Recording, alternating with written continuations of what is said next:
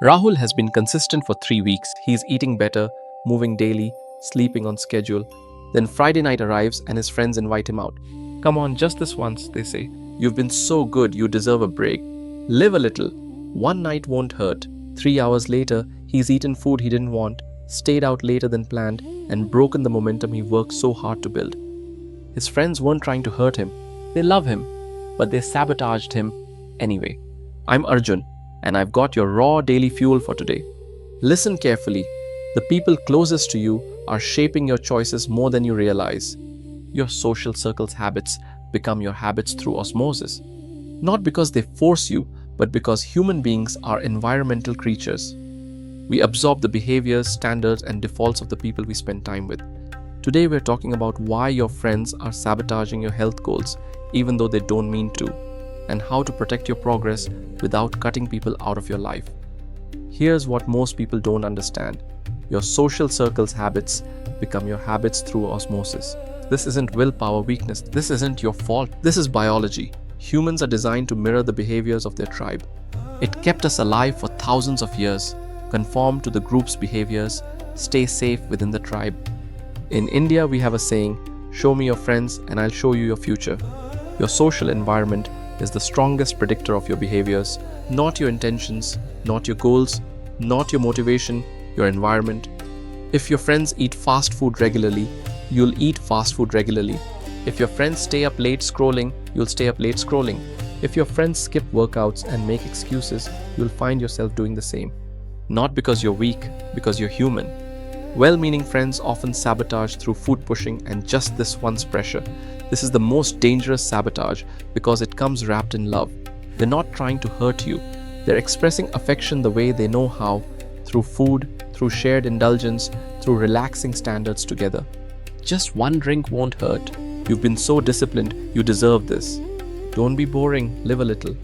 Come on, everyone else is doing it. These phrases aren't attacks, they're invitations. But every just this once adds up, and the people saying it genuinely believe they're being good friends. In my culture, food is love. Refusing food can feel like refusing affection. But here's the truth. Real friends support your goals, even when it's inconvenient for them. Real love respects boundaries, even when it would be easier not to. You don't need to cut people out, you need boundaries and scripts. This is where most people fail. They think the only options are tolerate, sabotage, or end friendships. But there's a third option. Boundaries with scripts. Boundaries without scripts fail because you won't know what to say in the moment. Just this once pressure is hard to resist without a prepared response. So you need scripts, simple phrases you can use when the pressure comes. I'm good, thanks. I appreciate you thinking of me, but I'm sticking to my plan tonight. I'm here for the company, not the food. I'd love to hang out. Can we do something active instead? These aren't harsh, they're clear, and clarity is kindness to yourself and to your friends. Surround yourself with people whose default behaviors match your goals. Pay attention to this.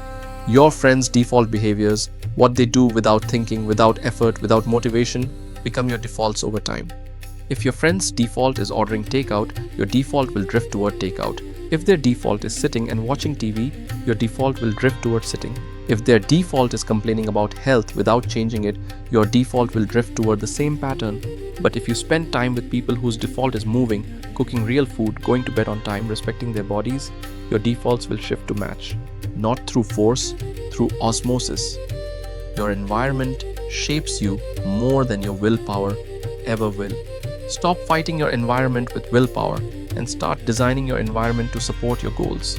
Willpower is a limited resource. Environment is constant. You can have incredible willpower and still fail if your environment is constantly working against you. But even with average willpower, you'll succeed if your environment makes the right choices easier than the wrong ones.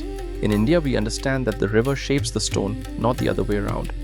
Your environment is the river, you are the stone. Design the river carefully. Here's your challenge for this week, and it's going to reveal who supports your growth. Notice who makes healthy choices easier and who makes them harder, not through judgment, through observation.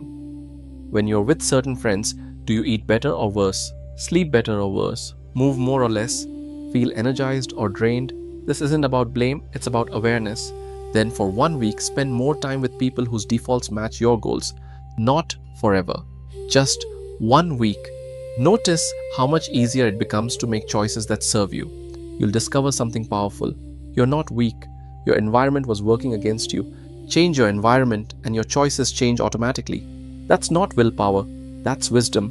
When friends pressure you, use your scripts. When you need support, seek people whose defaults align with your goals. When you feel like you're fighting alone, remember, you don't need to fight the river. You need to choose a different river. I'm Arjun, and that's your raw daily fuel for today. Remember, your social circle's habits become your habits. Choose your river wisely.